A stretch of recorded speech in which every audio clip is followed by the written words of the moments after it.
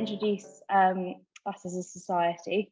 So there's BEAT, which is the charity, and BEAT basically, they both raise awareness of eating disorders, but also they have like a helpline and lots of resources and workshops which support individuals and their families and friends who care for them, for people with eating disorders.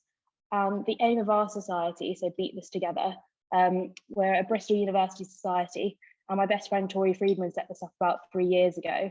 And the aim of setting this up was to raise awareness of eating disorders and also of BEAT, the organisation, in the work they do and the support they have available, and just make that more known to university students. So I've got my president with me today, Eleanor, who's sitting on my right-hand side.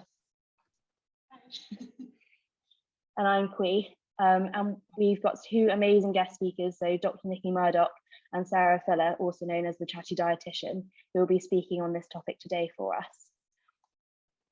And I just want to highlight a few things we're doing this week. So it's Eating Disorders Awareness Week, which is why we decided to choose to put on this event this week. And this is all the things that we'll be putting on, which you can check on our social media pages. So I'm just going to hand over to Nikki and Sarah, who will be giving our talk tonight. Well, welcome everyone and hello. And we'd like to start off with saying thank you to University of Bristol Eating Disorders Society for asking us to speak today. I'd like to start apologising for my lack of voice. I'm a bit prone to laryngitis, so I've had a big lemsip before we've started, and I might be sipping on some water, but yeah, if I need to take a break, Sarah will probably take over from me at that point. We're just really pleased to be kicking off Eating Disorders Awareness Week with this programme, which sounds like it's going to be really valuable, and to talk about this under-recognised subject, really, but we think is quite an important subject for sufferers of eating disorders and actually for the people who care for them as well. So just go on from there.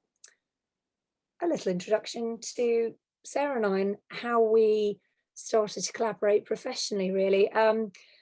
We were teenagers together, as you can see from that lovely photo at the bottom. And I went off to dental school at Bristol. I graduated in 2003. And Sarah went off to study to be a dietitian, but we continued to see each other regularly during that time and have done afterwards as well.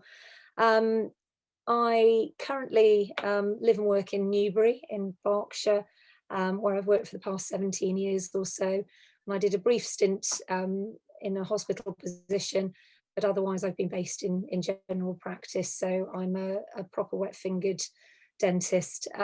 As part of my postgraduate studies, because I've done a little bit of that, I did a master's in restorative dentistry. And during that, I became particularly interested in the treatment of tooth wear, which is particularly relevant to people suffering with eating disorders, which we'll go through as this presentation goes on. Sarah, would you want to say? Yeah, I think you missed the most important thing out, Nikki. I'm godmother to your son. Well, godmother to my son, that's right. But I'm a specialist eating disorders dietitian, and I work in Luton and Bedfordshire, CAM's eating disorders team. I'm a clinical advisor to BEAT, and I am currently also researching out of Imperial 2 days a week for some NHS England funded research, so that's quite exciting for me. So yes, I have been working in eating disorders for over 15 years, and I have slowly but surely over the years been getting Nikki involved, and that's where she wrote a chapter in the book, and we are collaborating with this tonight, and we've got many more ideas of where we go next. So yeah. I mean, quite sadly, whenever we get together, we talk about work. And one thing we always found quite funny initially was that both of our representative bodies are called the BDA. We have the British Dental Association, you guys have the British Dietetic Association. And I found with talking to Sarah that I had very little knowledge about how eating disorders were treated. I knew a bit about how eating disorders would present to me as a dentist, which again we'll talk a bit about that later on, and about how there's an importance to increase awareness amongst dentists about the signs of eating disorders. But with speaking to Sarah, we became quite aware that dietitians weren't aware of the oral health implications of eating disorders, and sometimes the treatments that are provided to people with eating disorders, and that there isn't really guidance and collaboration between different professions. So in 2020, Sarah was writing her BDA in-house guidance for managing veganism in restrictive eating disorders, and she asked me, after we'd had one of our chats, if I'd contribute a very brief chapter about the oral health considerations for eating disorder patients in that document. I think they're talking about publishing it at some point. Yeah. It's not readily available, is it? No, you have to know a dietitian. There's a dietitian, but you can get all involved. No, everyone knows you, Sarah. So that's good. And during lockdown 101, again, we were having one of our chats, and Sarah mentioned that she'd been asked to write a chapter in this book that's come out recently, which is the Practical Handbook of Eating Difficulties, and she put me in touch with the publishing team, and through that I ended up contributing a chapter to that as well. And it's a great book, isn't it? So we don't get any anything out of it, but it's really great. It has perspectives from different healthcare professionals, which is the first time I've seen something like that together, actually, as well as the lived experience. Lived experience from people who are suffering from that, and alternative therapies, which I found quite interesting as well, arts-based therapies and that sort of thing. So it's worth a read and look at as well. So just to set the scene, Sarah was going to do a little bit of background about eating disorder, because we're aware we've got quite a mixed audience, and I know some people will be very aware of the classification of eating disorders, but some may not. So this is the bit where I start nattering on. What most people think of, if you were to do a word association, say eating disorders, they often think of a white adolescent female who's very underweight, and that's the kind of word association and image that people have in their mind, and it's just simply not that. So eating disorders are driven by severe weight and shape concerns that have significant impact on daily living. So a lot of us will have weight and shape concerns. If we suddenly gained weight through a medical intervention, we would probably feel a bit unhappy, but it wouldn't stop us from doing our jobs. It wouldn't stop us from our daily living. It wouldn't stop us from our daily socializing and being around other people and things. So it's really important to define at the very beginning what eating disorders are. And so we know the kind of famous one is anorexia, where people try and keep their weight as low as possible by restricting food, exercising too much, or both. But you can have anorexia nervosa and be overweight and be coming down. So you don't have to be underweight. They've taken the BMI and the weight targets out of the diagnostic criteria. So you can be overweight and have anorexia and all the cognitions around anorexia and be crashing down. Everyone's saying, oh, you're losing weight, you're doing really well. And actually they've got anorexia. So we have to understand that this idea of being underweight isn't necessarily tied up with eating disorders. Some, obviously, but not all. And bulimia is when people will lose control and eat food in a short amount of time, called binging, and will often try and offset that binging by either making themselves sick, use laxative, restrict what they eat the next day, exercise too much. So, but Freddie Frintoff has done a documentary on the BBC around his bulimia, and he would eat what he called a binge, and then he would restrict and exercise the next day. So he talks quite openly about that. Whereas binge eating will be when people will lose control of their eating and eat beyond the feeling of feeling comfortably full, and they will report being in a trance-like state. And binges can be well over 1,000 calories, but over 10,000 calories, and some documented up to 50,000 calories in one sitting. And a binge can last 20 minutes, but it can also last more than an hour, up to 2 hours. So imagine eating non-stop and being out of control, thinking, I cannot stop. I've eaten 4 boxes of cereal, 2 loaves of bread, a whole tub of ice cream, and I cannot stop. That is where the level of binging that we see when we're thinking about binge eating disorders. And that's a particular campaign for BEAT, isn't it, this year, to raise the profile of binge? BEAT, we're really trying to focus on eating disorder, binge eating this year. And whereas because we work with psychiatrists, they are very specific and say, well, we need to have binged X number of times, etc., etc., and there's kind of strict criteria. So actually, most people with eating disorders get diagnosed with OSFED, which isn't the school exam board. It's where your symptoms don't quite match up. And there is one more other eating disorder which I wanted to include, but isn't driven by weight and shape concerns, but will often have dental considerations, because there's avoidant restrictive food intake disorder, and that's usually driven by sensory difficulties. And we often see that in people with autism. And there's no weight and shape concerns. You see them, they're underweight, and they say, yes, look at me, I'm really underweight. Or they may not be underweight, but only eat 6 white foods, or only have a fear of choking on food, so only drink liquid foods and things like that. So avoidant restrictive food intake disorder, ARFID, is another eating disorder that it's out there and will often have dental problems, because these young people will be very hypersensitive to brand changes, and things like brushing their teeth will be a sensory overload for them. So there'll be a real struggle there. So next slide, please. Let's do my Chris Whitty. And what we want to do was some myth busting.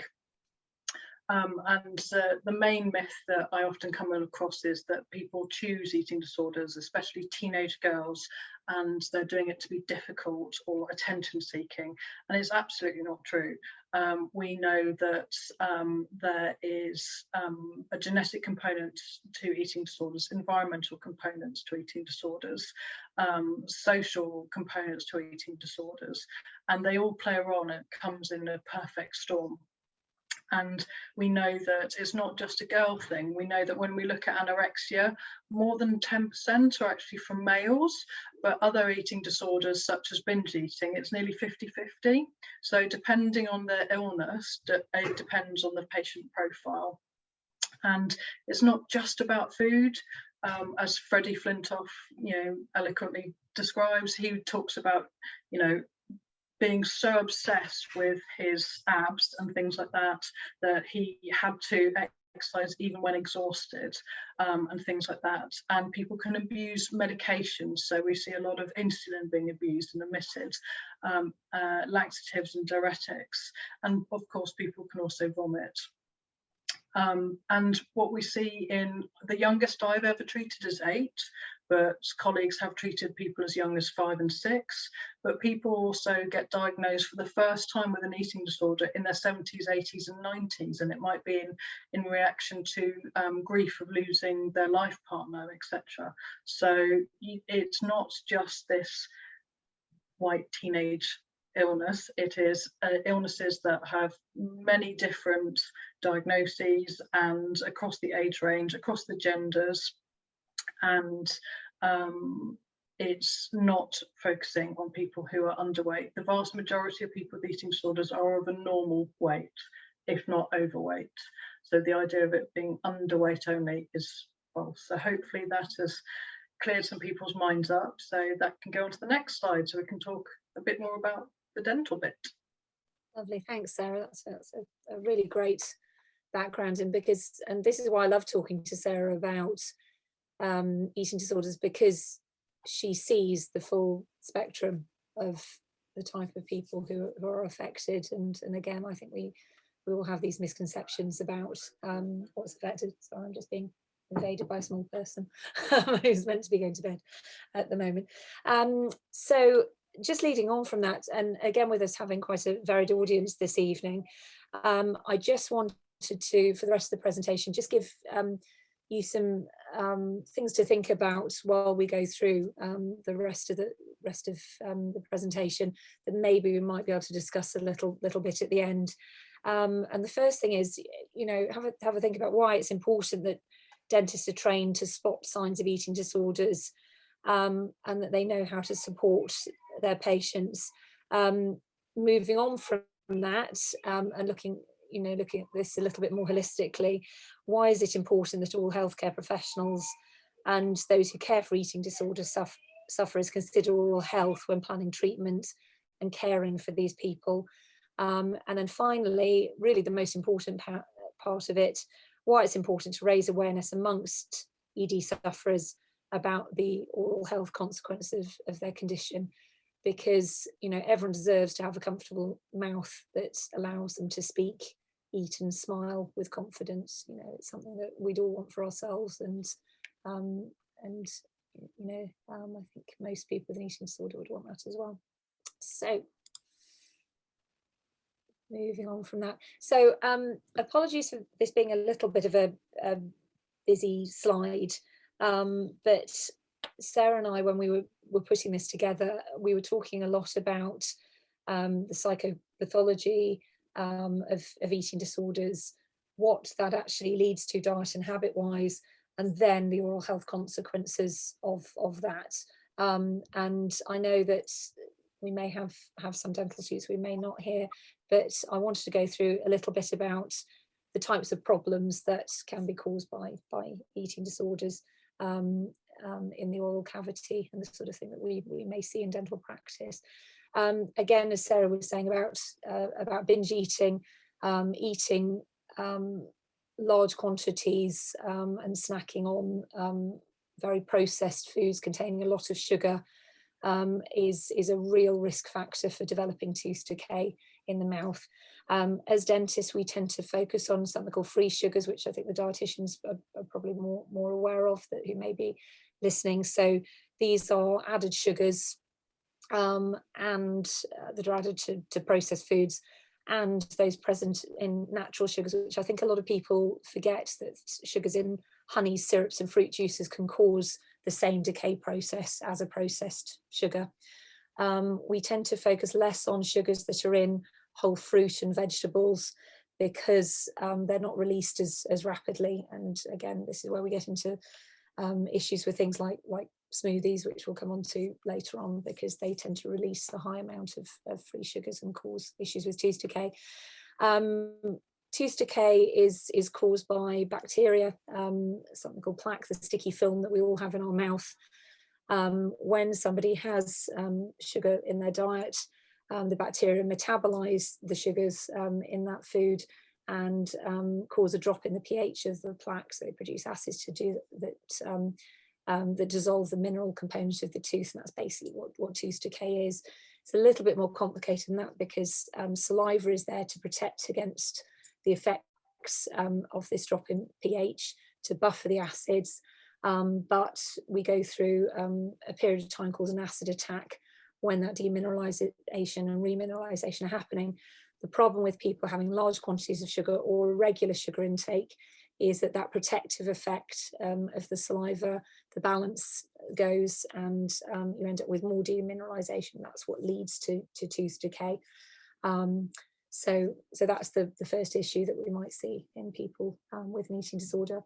The second main issue is acid erosion, which, speaking to Sarah, you know, she was telling me about this excessive acidic fruit consumption. Often we get in people with eating disorders, and excessive fizzy drinks and acidic drinks as well. Acid erosion could be caused by either acids coming in from the diet, as in those cases, or by any eating disorder that has a vomiting component. And the acids, they dissolve the surface of the tooth. The consequence of that from an oral health point of view is that you tend to get wear to the teeth.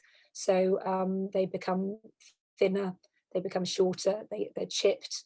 they can become more sensitive because you lose the enamel and you end up with exposure of something called dentine, which is underneath there.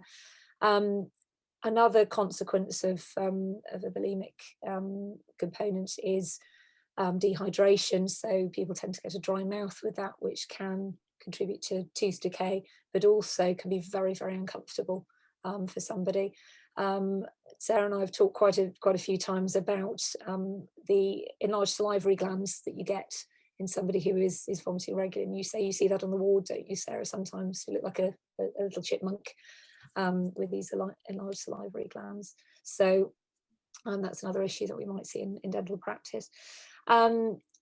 Other things that might contribute to a dry mouth, regular use of laxatives and diuretics, and also anybody with a restrictive diet who has nutritional deficiencies is going to be more prone to mouth ulcers and glossitis, so a sore tongue, really.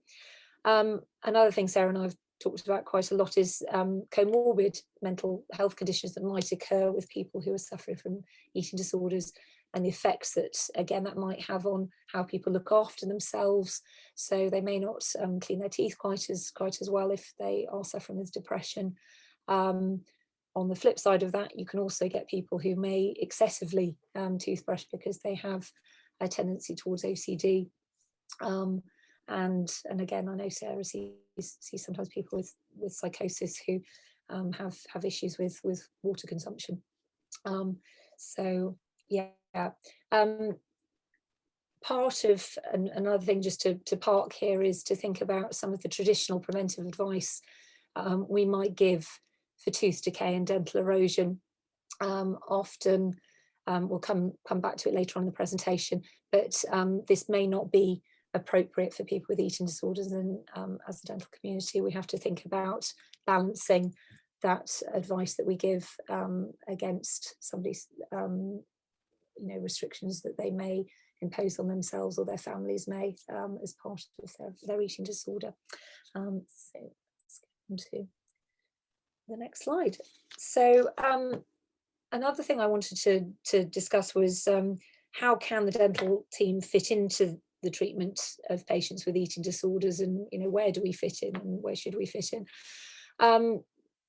First of all, it's in recognising some of these patients, because eating disorders have quite characteristic effects on the mouth and teeth. We're in the ideal position to spot people who may be suffering with an eating disorder. Eating disorders with erosive, with bulimic components particularly, show a characteristic pattern of loss of enamel on the inner surface. We call it the palatal surface of the upper front teeth, because that's where the acid tends to hit as it's coming out of the mouth. So there is a very characteristic pattern with that. It can occur with other reflux disorders, things like gastroesophageal reflux disease, and hiatus hernia, those sort of things. But it's when we see people with that pattern of tooth wear, the warning bells should start ringing for a dentist. And 47 to 93% of people, this particular study showed, who experience bulimia show signs of thinning of the tooth enamel. So it is a particular problem for that.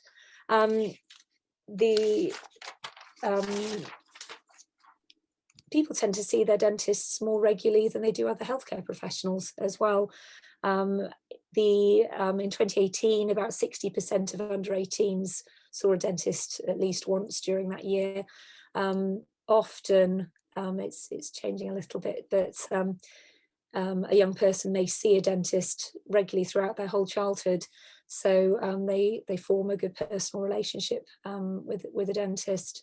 The dentist is also well positioned to see not only oral health changes with them, but also physical changes as well. And I know Sarah and I have talked about this, about how somebody may walk through the door and you'll think, oh, physically you have changed a lot since I last saw you, and that can be a sign of an eating disorder. I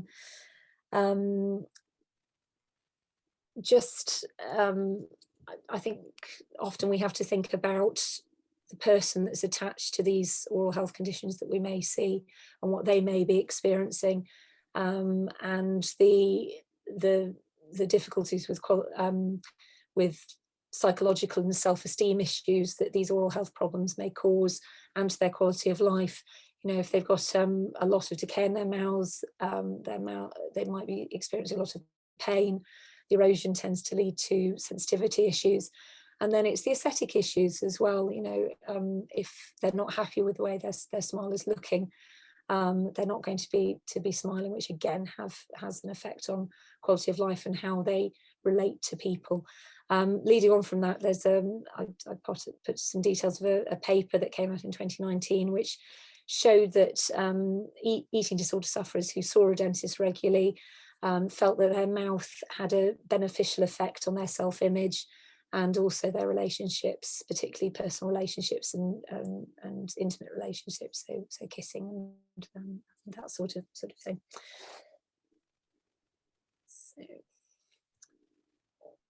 So I want to talk a little bit about my personal experience of eating disorders as a dentist, and how I approach that with patients. I tend to see three groups of people really with eating disorders in my practice. First of all, ones who are receiving treatment and who are quite open about that. They'll often when they fill in their medical form before they come in to see me, they'll put that they are an eating disorder sufferer on that form, and that's actually quite a nice way for a patient to inform a dentist before they actually come in and see them that they might want to discuss their eating disorder issues. The nice thing about that as well is I have time to prepare and also to allocate extra time for things that I may need to discuss when I see them. The second group of patients I see are ones who I suspect may be suffering from an eating disorder because of what I'm seeing inside their mouth, but they may or may not be ready to discuss that with me, and that's a lot of this slide is how I approach those sort of patients. And then there's a third group of patients who might be experiencing acute pain, so they may have a dental abscess and it's the first time I've seen them, and I may see there are other signs in their mouth of an eating disorder. And with those patients, I tend to deal with the pain first and get them back for another visit to give them a full examination, actually talk about things a little bit more, because probably jumping in with, I suspect you may have some signs of an eating disorder, is not the thing to do when somebody's in acute pain, really. Excuse me. So yeah, with when I'm approaching a patient with a suspected eating disorder, I try to be quite honest, but patient and kind about what I see, and I try and use quite open questions and give the individual an opportunity to tell me what might be happening. So I may start with describing what I can see in their mouth, talking about possibly the erosive causes of what I'm seeing, and then say that often it's acid coming in or acid coming up from the stomach, and you know, do they have any experience of that, and leave it quite open. And you know, sometimes people will say, I suffer with reflux disease, or you know, say I have had issues with bulimia in the past. But if you know, if finding that I'm not really getting from that, I will say that sometimes I do see this pattern of tooth wear in people with an eating disorder, and is there, you know, anything that that may be causing that, and sometimes that brings it out in people more. Saying that, though, I do understand it sometimes takes several visits until somebody's ready to talk to me, and I do make it quite clear that the dental surgery is a confidential and safe space, so I won't be talking to their GP or family, because again, if it's somebody I've seen for many years, I often know their family quite well as well, and it's ensuring that they know that I won't be discussing things without their permission. I tend to signpost them to online help and resources for mental and physical support. And I do offer to contact their GP or eating disorder team or dietitian to encourage collaboration. But something Sarah and I were talking about earlier on is that it's really important for dentists to know what their local eating disorder teams' referral pathways are. It tends to vary around the country. And you, Sarah, you're quite happy to take direct referrals in your area. Yeah, so most children and young people's mental health teams, so CAMS, I'll take a referral from anyone who's worried about anyone. I will see them within the team. I can say that because I'm operational lead, so we will see them. So if it's a dentist, if it's a school nurse, if it's a school teacher, if it's the man in the street, I honestly don't care. We want to, if anyone has got suspicions of something, we know that early intervention is really important. And so it's much better to go for an assessment and be reassured, no, that's not a thing, than it to be missed. So we would much rather, and our assessments last 2 hours, so they're long. So we really drill down into everything that we need to understand. And I suppose one of the things that Nikki said to me was, yeah, what happens if you were really quite scared about how someone looked, and you thought that it was an eating disorder, or a low weight or restrictive eating disorder. And I think you will always have a duty of care. At times you need to break confidentiality if you think someone's life is at risk, and it's a very complex and a simple decision in the same breath, because it's a safeguarding. You do not want to be the last professional who saw someone alive and the next day they wake up dead, and the coroner goes, well, they were at the dentist yesterday, did they not notice that they couldn't walk, without holding furniture, and things like that. So I think it's really, if you're able to take someone's blood pressure and pulse and things like that, and they're really low, or if you have really immediate physical health concerns, you can signpost someone to go to A&E, or say, can I contact your GP about this? I'm really worried, because that may kind of trigger further conversations within the care team. So I think it is really important to always keep that at the back of your mind of, there are certain times when it's appropriate to override confidentiality and share concerns with another professional, because if the GP knows that so-and-so's got an eating disorder and they're under treatment, that's kind of okay. They might say, if you want to speak to the treating team, here's their number. But if no one said anything and you're the last professional to see them, there's a real missed opportunity, and that would be tragic. So yeah, that's something that Nikki and I kind of thought we should definitely share. Yeah. And also for dentists, it's making that preventive care and advice central to your approach, because you don't want these issues getting any worse for them. And that leads quite nicely into our next slide, which is about balancing things. I mean, basic advice that we give for decay prevention and for prevention of acid erosion, we've got on the left hand side, which is a little bit less controversial in this particular situation. So it's always worth encouraging anybody who's seeing an eating disorder patient regularly to encourage them to have regular dental examinations, to make sure that the issues that we were talking about before aren't there and not getting any worse. We can do actual hands-on preventive care, things like fissure sealants, which is a layer of resin that we put on the surface of the tooth to block off the fissures where plaque tends to sit and decay tends to start. So that's a good preventive measure for people who may have higher decay rates. Encouraging self-care as well, which is important for decay and acid erosion prevention. I'd be encouraging any patient with a high decay rate or acid erosion to use a high fluoride toothpaste twice a day. Sarah and I were talking about this earlier. Durafat 2800, which is a Colgate product, is available in the BNF, so it can be prescribed by the medical team as well as the dentist seeing an ED sufferer. Actually, how you use the toothpaste, most of us use a a toothpaste morning and evening, and then have a good rinse out afterwards. And all you're doing is rinsing out that good fluoride that's strengthening the surfaces of the tooth and making it more resistant to tooth decay and acid erosion. So encourage people to spit out and not to rinse.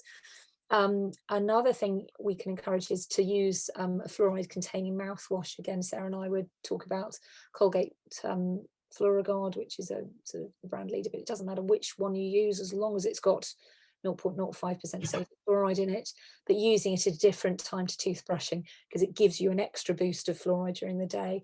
I often get my patients to use it after they've had their lunch, and if patients find their teeth are particularly sensitive, there are anti-sensitivity toothpastes as well, and there are some brands that are designed specifically to help prevent acid erosion as well.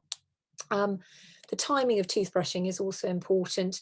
If a tooth is exposed to acid, whether it's dietary acids, so fizzy drinks or fruit juices, or any sort of stomach acid after an episode of vomiting, if you brush your teeth straight away after that, you are scrubbing away the softened enamel before it's had a chance to remineralize and settle. So you can actually compound the issue that's already there. So generally we say wait about an hour or so. Taking that into account, though, you understand that somebody may need to freshen their mouth afterwards, and a better thing to do is to rinse with water, chew sugar-free gum, or use a fluoride containing mouth rinse.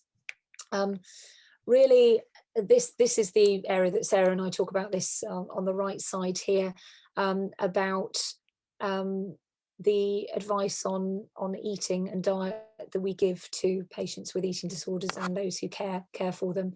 Because from a dental point of view, we're wanting to reduce the amount and frequency of sugar intake that people are having, minimize those number of acid and sugar attacks to lower decay rates and lower the progression of acid erosion. But we understand that when somebody's in treatment, that may not be always practical. And also for eating disorder patients, we don't want to give them another food group to focus on, really, and it's getting that balance right. So we put together, didn't we, Sarah, some advice when we did that first guideline document for the BDA, and this is sort of a bit of a summary about that. So if you can, and it's practical, it's best to keep people drinking water or cow's milk between meals, and try to minimize keep high sugar foods and drinks and feeds to 3 to 4 times a day, ideally at meal times.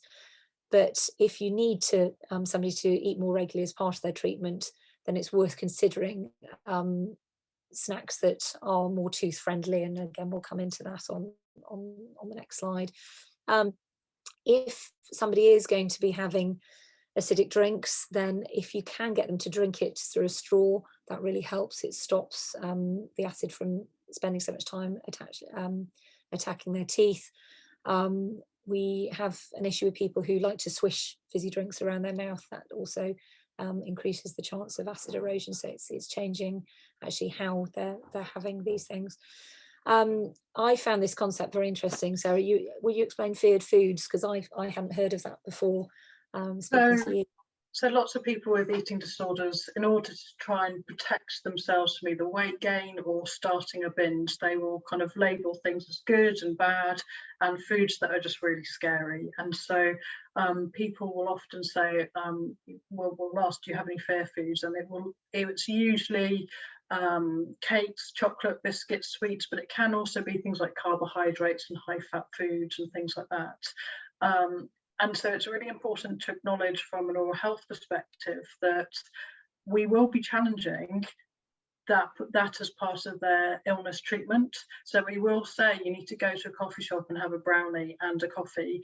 You need to go and be able to do these things, because that sort of social interaction, if you think of the very beginning when we talked about the impact of eating disorders, a lot of our patients won't go into restaurants, won't go into cafes, won't be able to have a muffin and a hot chocolate as part of a snack, or go out or have a slice of birthday cake at someone's birthday. So we will be specifically saying, this is what, you know, some people want a task a week or a challenge a week or things like that. So we will be saying, this is what you need to do this week.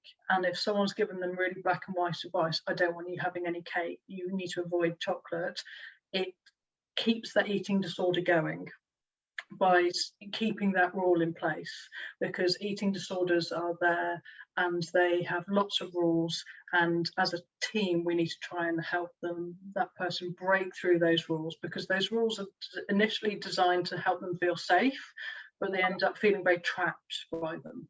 And I think as dentists, inadvertently we might be reinforcing some of those patterns, and I think that's what we have to be more aware of as a profession, really, because we have quite black and white things that we say to people. You know, you've got tooth decay, I need to stop you from eating so much sugar, and I need to, and again, I don't think sometimes we think about the fact that that actually may contribute to an eating disorder. So this is where the collaboration comes in, doesn't it? So this was a little list that we put together when we were thinking about tooth-friendly snacks and alternative things that maybe dietitians can offer as part of their treatment plans, and ED teams as well. Because one of the first things that we would say for anyone with any eating disorder is regular eating, and that is 3 meals and 3 snacks a day, which goes straight away into dental disaster zone with acid attack things. And so if you think, if that person is having sugar at every one of those, no wonder they're starting to have issues with tooth decay.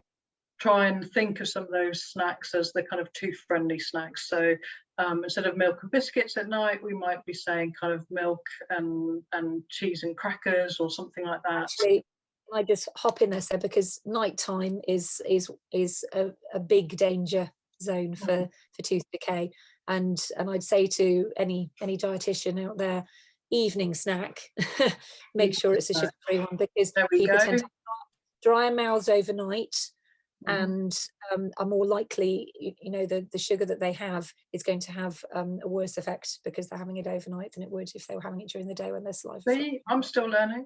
I know. Yeah. Evening. I thought I must say that to Sarah, and then I've forgotten. I'm glad you said that. So yes, carry on explaining these. Well, these are the tooth-friendly snacks. These are kind of options. It's not about saying black and white, you need this or you can't have this and you must have that. It's when you're thinking of you know, what someone's having, it's trying to get some snacks as the kind of tooth-friendly snacks, and it's as simple as and as complicated as that.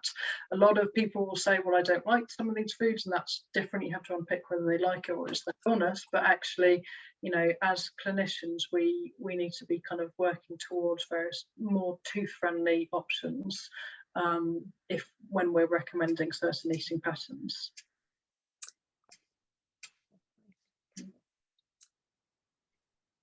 So I think this leads on very nicely from what we were just discussing. The key is collaboration, really,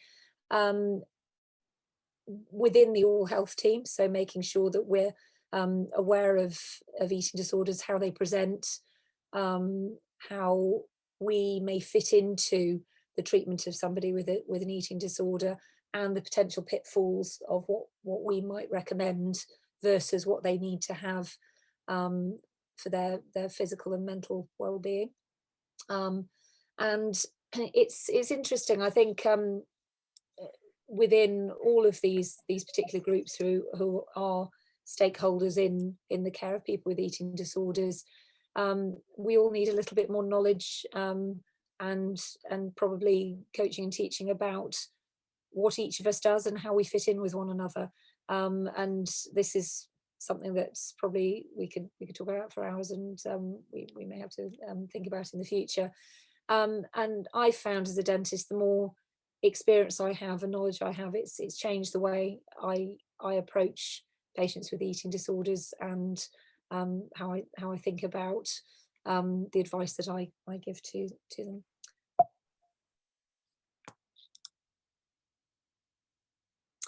So I've put a little slide in there just in case the dentists will understand this, but partly this was maybe for the dental students, but also for people suffering with eating disorders, and whether, you know, how we make a decision about whether dental treatment is needed. And actually we'd rather not have to intervene, and that's where the prevention side of it comes in always first. Often with cases of tooth wear, monitoring is all that is required if you get that preventive process going. We used to take models of the teeth and then look at them at different time intervals and try and work out whether there'd been any progression, but that's a bit difficult to do. And nowadays we've, with the rise of digital dentistry, a lot of practices have scanners now, so we can scan people's teeth and they can tell us to a very high level of sensitivity about things like enamel loss on the teeth, and that helps us ensure that things aren't changing too much. And the factors that may make me as a dentist think I think we probably need to intervene and carry out some dental treatment on this patient. Aesthetic issues, if somebody comes in and says, you know, I don't like the fact that my teeth are short, I don't like the chipping and the thinning on them, we probably start to look into treatment options for them then. Are they experiencing pain from their teeth? You know, have they had an increase in sensitivity? Are they having, do they have tooth decay? Does that need treating? And reduced function as well. Are they struggling to eat what they want to be able to eat? And what do we do? There are lots of different treatments available, but overall the aim is to repair, cover and protect the tooth surface. We're very lucky nowadays that we have adhesive materials that we can stick onto the surface of the teeth, and I often say to patients it's a bit like replacing a set of tyres or resurfacing a road. We cover over what's worn and we try to maintain the tooth that they still have. And by doing that, we aim to reduce pain and sensitivity. We also treat soft tissue lesions that they may have some mouth ulcers, and again improve the aesthetics. You may find that your dentist in general practice is experienced in treating tooth wear, but the more severe wear cases may be more appropriately treated by a specialist in hospital or a private specialist. So that's the discussion to have with the dentist if treatment is indicated. So, no. And why does this all matter? I'd really recommend everyone listening tonight, or who's watching this later, to download. It's available online free of charge, this particular article, which comes from the Dental Hygiene magazine, and it came out in 2019, and it's a lived experience of an eating disorder sufferer and the importance that dentists and oral health played in her seeking treatment and being supported throughout her eating disorder journey, really. And I'm going to just read this because it says it all, really. Ultimately, it was a dental professional who prompted me to seek medical health and medical services for my eating disorder. In doing so, helped end my long years of suffering. For much of the time I struggled with the disorder, particularly during my college years, the only medical professionals I came in contact with were dentists or hygienists. My dentist was incredibly supportive and encouraging of me throughout this process, but he also made clear that I had to acknowledge my eating disorder to receive continued help. For the first time, I knew someone believed in me and that I could conquer my habits. It didn't happen overnight, but he didn't get annoyed with me, reject me, or give up on me. It made all of the difference. And I think that really brings it home, the personal effect that we can have. So so we were going to talk just to finish up, weren't we, about getting this struggle between the tooth police and the diet fairies, really. You know, I think the more that we talk and the more that we collaborate, we can get that balance right for our patients between their oral health and treating their eating disorder. So, go on from there. And last but not least, there's some links to some further resources about oral health and eating disorder in general, eating disorder links as well. Anybody wants to take a screenshot of that? And there we are. I mean, it's a vast subject, isn't it, Sarah, really? Oh, it's a complete minefield. I know. And, you know, we're always very open to input from other people, aren't we, when we're talking about this sort of thing. My contact details are on there. There's my Instagram, my email address, that's Sarah's Twitter, which is on there as well. So feel free to contact us if you want any further information. And then I think it's time to open the floor for any questions.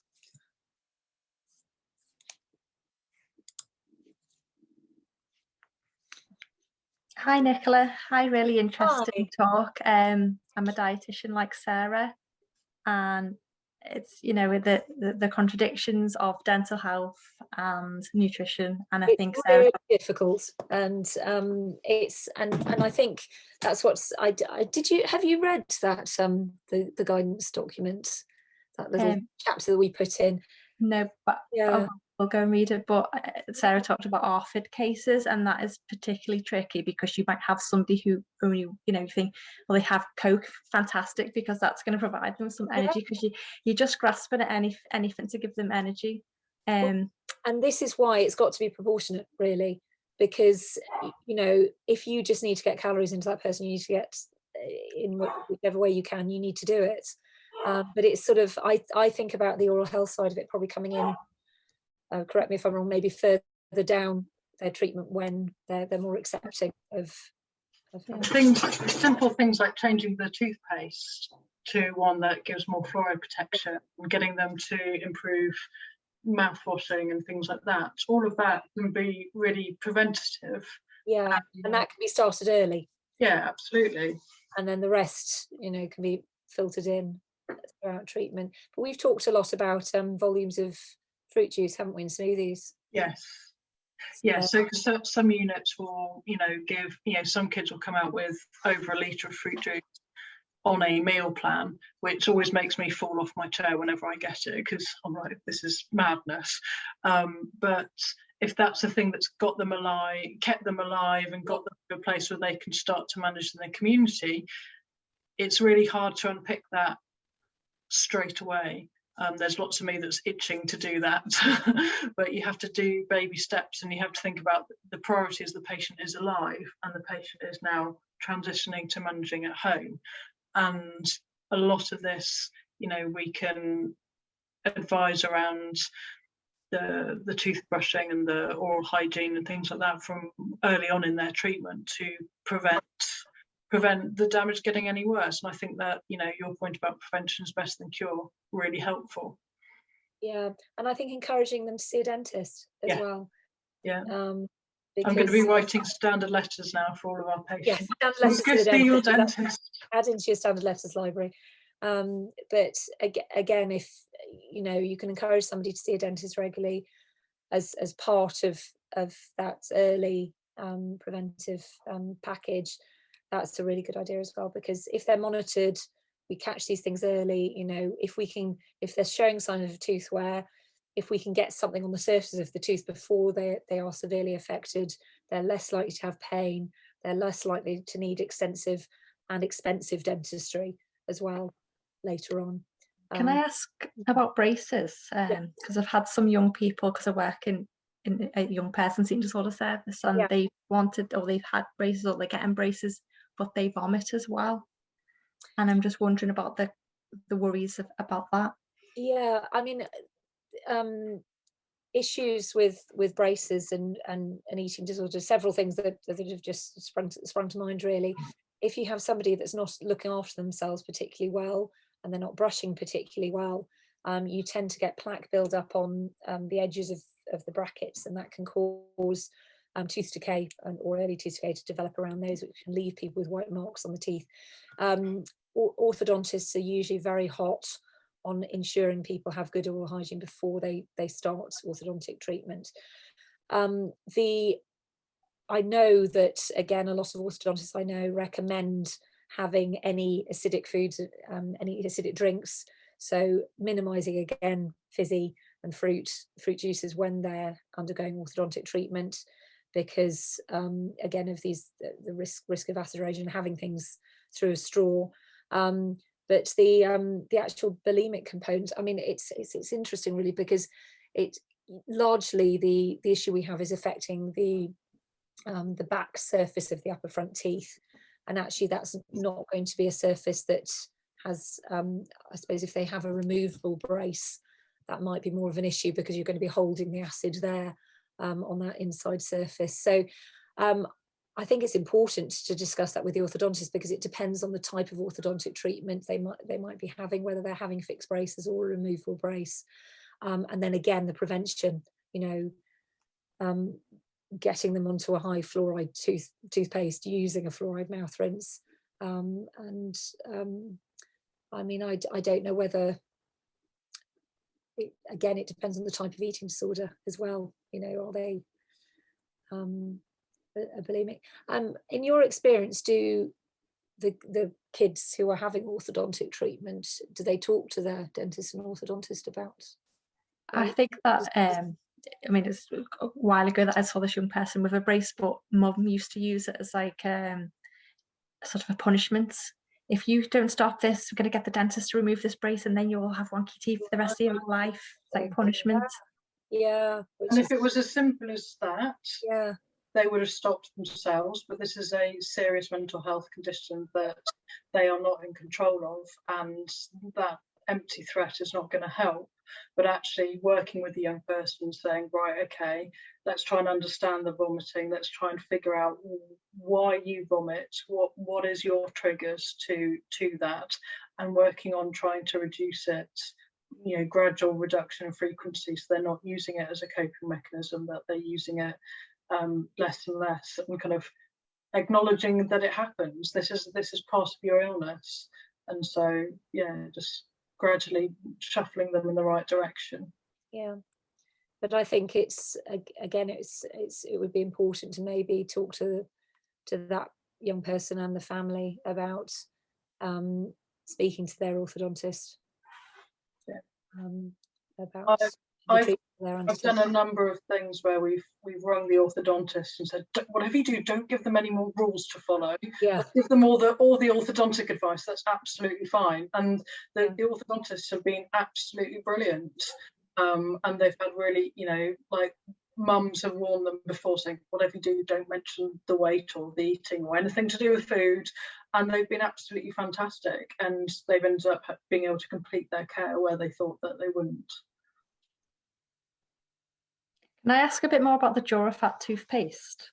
Yes, So yeah, of course. So would that be, you'd recommend for a young person that had, or an adult, I guess, who had lots of fruit intake, smoothies, and vomiting? And high sugar as well. So it's fluoride's fantastic. It's sort of it's a brilliant preventive measure for tooth decay and for acid erosion as well.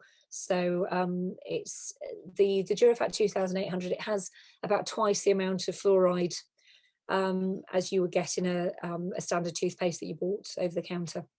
Going back to toothpaste, actually, just thinking about when we wrote the veganism document, Sarah, one thing to be aware of if any of your patients are vegans is that some toothpastes are not vegan. And some of the toothpaste that vegans are using do not contain fluoride. Yeah. So it's really, I don't know. It's a perfect storm. It is. And a diet they recommend they use a certain toothpaste, but if they're vegan, they may not want to. I'm not sure if, I don't think Durafat is vegan. I must have a look actually. But diets high in fruit, high in added sugars like honey and things like that. Yeah. Very common, like fruit teas and things like that, very common with veganism. And so you can have people who externally are promoting their wonderful healthy lifestyle with a mouth that's falling apart. Yeah. Can I just ask one question? Could you overbrush with toothpaste or Durafat? Just because you could have somebody who's got an eating disorder who brushes teeth and says, "Oh no, I'm not going to eat now because I've just brushed my teeth." No, not really. I mean, as long as they're spitting it out, because it's a topical application, so I wouldn't worry about how often they're toothbrushing. Again, it fits in. We've spoken about, haven't we, Sarah, about fitting into the OCD side of it. You'll get people who possibly might get a little bit obsessive about toothbrushing. I mean, the other thing that can contribute to is a different sort of tooth wear, something called abrasive tooth wear, which is caused by overuse of or inappropriate use of a toothbrush. Electric brushes are always good to recommend because they have pressure sensors on them, and as long as they're using them appropriately, they tend to lessen the chance of having issues with abrasion. So encouraging someone to use an electric toothbrush is good. But yeah, you're not going to do, as long as they're not going hell for leather with the toothbrush and causing those abrasive issues, you're not going to cause any problems by them. And no fluoride excess, it wouldn't be toxic. Not if they're, as long as they're not swallowing it. So because it's a topical application to the teeth. So, but again, you know, it's I mean, I don't know how many times a day you'd be looking at somebody brushing their teeth if they were that sort of a patient.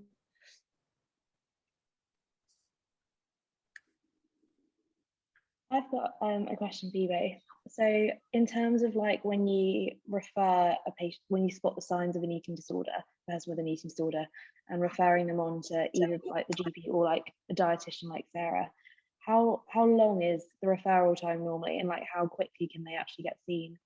So that's a really good question. For children and young people, we have a dreaded 4-week wait. So we have to see and assess and start treatment for everyone within 4 weeks, which every team tries to do. But since the tidal wave of eating disorders, like we've got 4.5 times the number of referrals that we usually do since COVID. So we are struggling to do that, but that is what we're aiming for. Whereas with adults, they don't have that target linked in, and they don't have the staffing to do a target like that yet. They are moving towards that. But for children and young people, it's sooner rather than later, because we know that prevention is better than cure. Definitely. And in terms of like, I know there's probably like no sort of like one size fits all, but how long do you normally see these patients for in terms of treatment? If you're I know within CAMS, so the nice concordant treatments would be family-based treatment, or which is either FBT or FTAN.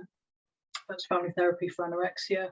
The nice concordant treatments are on average around 50 sessions, so it's at least a year you're seeing someone, a family. Some families, you know, if it's earlier intervention, you can often wrap it up in a couple of months. Other families, if the eating disorder is quite well established, then you'll be needing longer. Whereas other different treatments are available for adults, and you can get various versions of CBT that is adjuncted for eating disorders. So CBTE for eating disorders, that's 40 sessions, whereas you can get a 10-session early intervention delivery for 10 weeks. So depending, but then you also, if someone's got a severe and enduring eating disorder and they've had all of those therapies 5 times over and you're monitoring them, then they could be within a service for years. Okay. And in terms of like, so I understand like you and Nikki probably have a really good collaboration in your area because you know each other, but I'm wondering how about all the other sort of regions in England? Is that quite similar, would you say, or do you think it varies quite a lot? I think it's quite rare. Most dietitians are all kind of like, oh, for eating disorders, we'll be like, oh, this is really interesting. We need to change our practice. I think when you think of the multidisciplinary team that are around the young people treating that eating disorder, it wouldn't traditionally include a dentist, but probably could include a dentist. I think it's, we're at the early stages of being a bit more collaborative, and sometimes it's more put my hand up and say sometimes it's a bit of an afterthought. You think, oh yeah, shit, probably should send them to the dentist. Whereas actually it probably needs to be kind of embedded in our assessment paperwork and things like that, and kind of like embedded from a process point of view. But I think the more things we do like this, where people are more aware of the need for collaboration, then it's all some baby steps in the right direction. Yeah, definitely. So would you say, in terms of so I know probably loads of us most of us on this call who are dental students will be going into foundation year, in terms of actually knowing the right sort of place to refer, and your sort of regional eating disorder sort of centre, where's the best place to find that out? And is there would that be the same as the GP's port of call? Yeah, so BEAT do BEAT, the National Eating Disorders Charity that Nikki had the link to, they do a help finder. So you just type in your postcode and it pops up with the nearest services. I would just Google it as well. Just say, Eating Disorder Service Bristol, or wherever you're going to be based, and they will come up. There will be websites, and they'll say how to refer to our service. Then just pick up the phone and say, I'm a dental student, I'm starting my rotations, I want to know, I'm definitely going to be seeing people with eating disorders, how can I refer into your service? And then someone will fall off their chair at the other end of the line and tell you where they live and say, this is fantastic. And how to refer. And come and shadow us as well, it would be fantastic. Yeah, absolutely. Great idea, actually. Yeah, definitely. It'd be a really interesting day, I can imagine. Because I think there's a real risk. I mean, I've been in general practice for a long time, and we lose that connection with wider services sometimes. I mean, we know where we refer for our specific dental issues, but when it comes to things like eating disorders, it's not something that I think most dentists would know where to refer to. They'd refer to a GP. Think, but as we're finding with the BEAT campaign this year, GPs sometimes aren't as well trained as we think they maybe should be. And that's why people can self-refer to eating disorder services now, because it bypasses people who, through no fault of their own, don't know what they don't know. Yeah.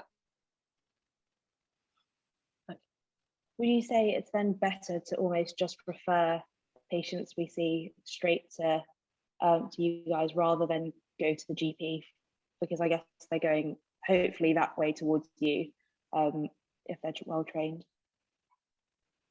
Yeah, I mean, we always say, because lots of parents are a bit worried about, well, I'm not sure this is an eating disorder. It's like, well, why don't we there's a little bit of a concern there.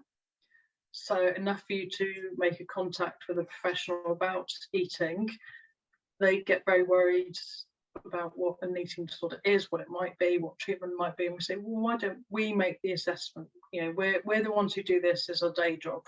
We're the ones best placed to really ask and inquire and build that relationship. So let us, rather than as a parent having to make a decision, is this an eating disorder that I take my child to the assessment for, we say, just come and let us figure it out. No, thank you so much for coming and preparing all of this in your free time. So thank you so much. We really appreciate it. We've just got a few more bits just to finish off. Yeah, so I just wanted to sort of pick out some bits from the newspaper over the pandemic, as Nikki and Sarah both touched on. So the demand for help for eating disorders has drastically increased over the pandemic. So the big one on the left is from the first wave, and then on the right is sort of like around sort of Christmas time in 2020, so in the sort of second wave. So it is becoming a lot more prevalent, and like Sarah and Nikki were saying, it is something that actually, as dental professionals and dietitians, like it is something to be really aware of. And like you were saying, the more we sort of collaborate and talk about it, the more we sort of understand these individuals, their struggles, and sort of how to best manage them. Because some of the advice we give normally can be quite harmful. So it's something that, yeah, understanding them better can help us tailor the way we sort of approach these individuals. And so the next steps, so what we've been working on as a society and what other sort of BEAT organisations and university societies have been doing is working on this medical school curriculum change, which Ellen is going to tell us a little more about. So around 2 years ago, our old Beat This Together president, Tori, who also founded Beat This Together, who's a medical student, noticed the need for more educational resources for medical students on eating disorders. So she found that the current teaching focused too heavily on anorexia, nearly missing out binge eating disorder, ARFID, and OSFED. It also focused on stereotypical presentations. So she decided to recruit a small group of medical students to put together new e-learnings to be made available for the medical school, including Lizzie, who's currently on our committee and has done a lot of work on this year. So Dr. Helen Bald has been supporting this project and is working with one of the curriculum directors to improve exposure to eating disorder case studies and to widen the spread of the teaching. So at the moment, the e-learnings completed for medical students and they're available on Blackboard for medical students and distributed by Galencials. The e-learning is on the wider impact on carers, etc. And there's also one on epidemiology of eating disorders, which gives an outline of the range of diagnoses, and there's a set of case studies. So the resources have also been sent to BEAT as a resource of part of their Worth More Than 2 Hours campaign, which is the focus of UDOR this year, and BEAT speaking to medical schools in the country. And they've currently spoken to 50% of them to try to encourage the staff to increase teaching on eating disorders. So our e-learnings will be presented to other medical schools as part of BEAT's resources, and we're also surveying the use of our e-learnings to see the impact that they're having. So what we want to do is something quite similar for the dentists. So we would like to also create like an e-learning, so a platform to sort of extend your learning experience of eating disorders. Because I'm not sure about other dental schools, but in Bristol, I'm pretty sure we only had about like 1 or 2 lecture slides, which was part of our like human disease course. And it is really good that it was put in there, but I think it would be really helpful just to have that extra sort of bit of information if we wanted to sort of read up on it. And it would, I think, really help us sort of like going into practice where we will be seeing a lot more patients, and this will be sort of more prevalent for us to see. So we'd like to do something quite similar to the medics. And I'm currently sort of inviting a team of people. So if you're interested, do drop me an email or drop us a message through our like BEAT Instagram account to sort of say like you'd like to get involved. I'd love to have you on board. And another thing that we'd like to do is sort of create a sort of workshop for dentists. So this will probably be in, it could be at dental school, but it's probably focused more on sort of dentists out in practice because they have to do like compulsory like extra learning activities. So we've actually done one in conjunction with, I think it's the South Yorkshire Eating Disorders Awareness Society, so SAIDA. One of them contacted me back last summer, and they were doing a talk with dentists. So it was a sort of workshop discussing basically exactly what Nikki and Sarah have discussed tonight, and just getting us sort of talking about it more and thinking how can we best approach these individuals without causing sort of any extra harm. So that's something that we've done once in one sort of area, but we'd definitely like to sort of extend it and make it a more formal sort of training workshop for dentists, so it can be more accessible. So yeah, if you're interested in getting involved with that, do contact me about it. And I'd just like to share a few more resources. So we've got our BEAT YouTube account, which has loads of little videos ranging from things like how to cope at like Christmas and things that we've done, and also just other sort of helpful advice for people that care about someone else that they know with an eating disorder and things like that. And also we did do a dentistry webinar, similar to this one, but with a slightly different focus. So we spoke more about sort of the presentation of a person with an eating disorder, the signs to spot, and also had a nice heated discussion about the typical advice we give. And there's also one of our ex-co-presidents. She gave a sort of testimony explaining her own experience of her eating disorder. So that's quite an interesting one to listen to sort of understand where that person's coming from and their experience of it. So do give that a listen if you're interested. And yeah, just a few things to close. So this is our Instagram account at the bottom. And then we do have a feedback form, which I'll also put on our YouTube channel for people to fill in after they've watched it. And we'll be asking about whether we can sort of create CPD certificates. So I've got a few messages of people asking about that. So I'll follow that up. If you fill in the form and put in your email, I'll drop you an email to see whether we can get some CPD certificates out. And I'll pop that in the chat as well now. But yeah, thank you so much everyone for coming. And thank you so much to Nikki and Sarah for this fantastic talk this evening and just giving like such an insight to it all. So thank you so much for that.